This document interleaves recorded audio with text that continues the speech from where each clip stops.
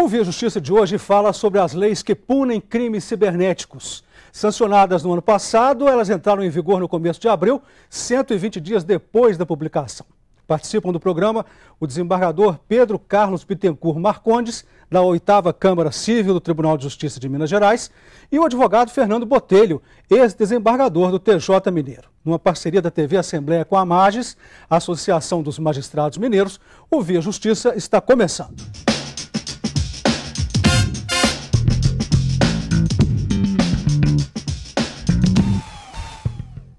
Doutor Fernando, gostaria que o senhor explicasse as duas leis que estão postas.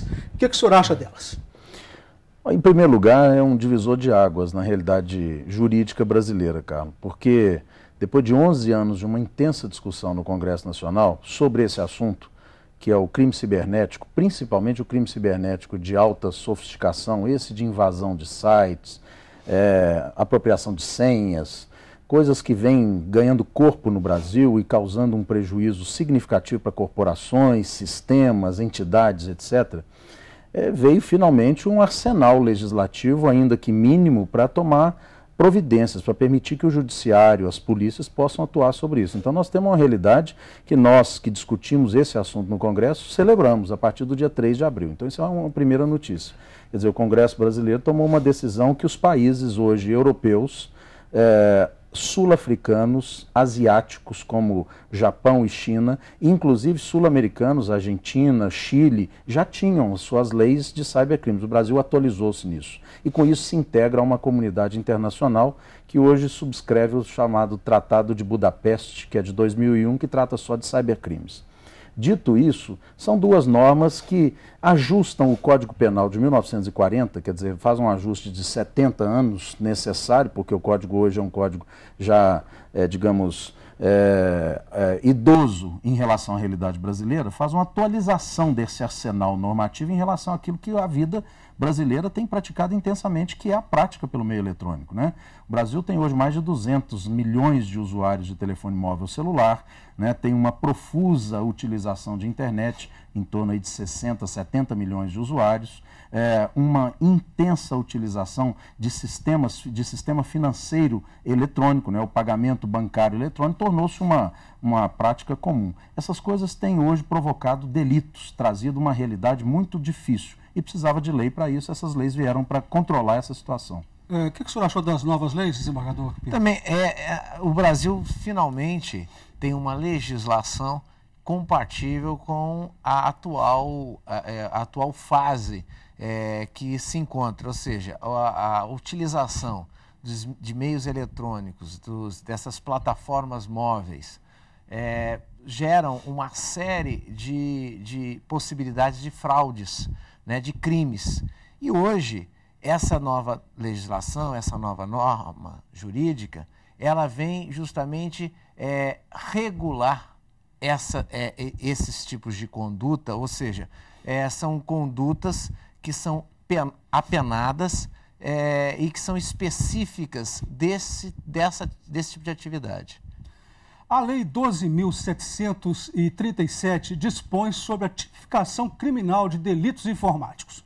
Ela alterou o Código Penal, que ficou acrescido dos artigos 154A e 154B. Veja os caput dos dois artigos. É crime invadir dispositivo informático alheio, mediante violação indevida de mecanismo de segurança e com fim de obter, adulterar ou destruir dados ou informações, ou ainda instalar vulnerabilidades para obter vantagem ilícita. A pena é de detenção de 3 meses a 1 ano e multa. Nos crimes definidos no artigo 154A, somente se procede mediante representação, salvo se o crime é cometido contra a administração pública direta ou indireta, ou contra empresas concessionárias de serviços públicos. Eu gostaria que os senhores analisassem as penas impostas. Doutor Fernando, muitos acham que são penas pequenas. O que isso pode significar? Essa discussão tomou, só ela, da proporção de penas, tomou um tempo da discussão congressual sobre essas duas leis imenso.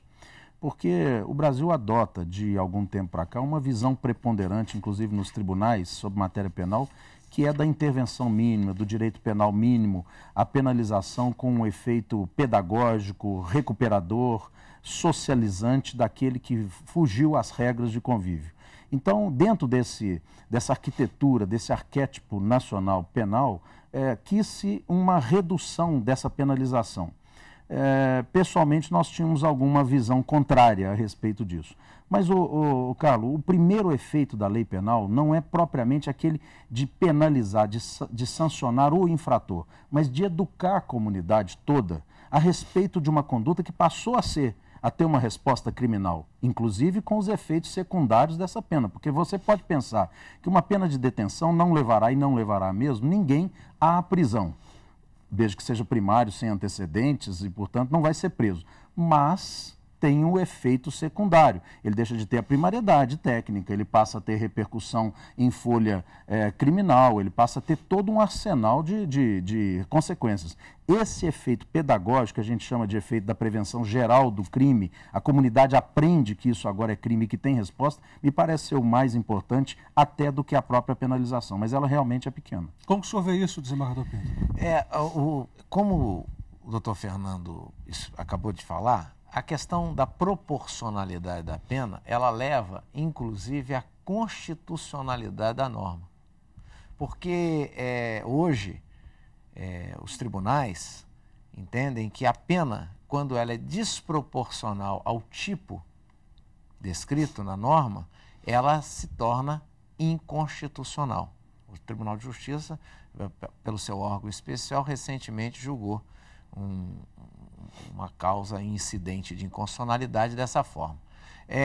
De outro lado, nós temos que ver que esse tipo penal, ele prevê uma série de aumento de penas, dependendo da atuação e do dano que ele possa provocar.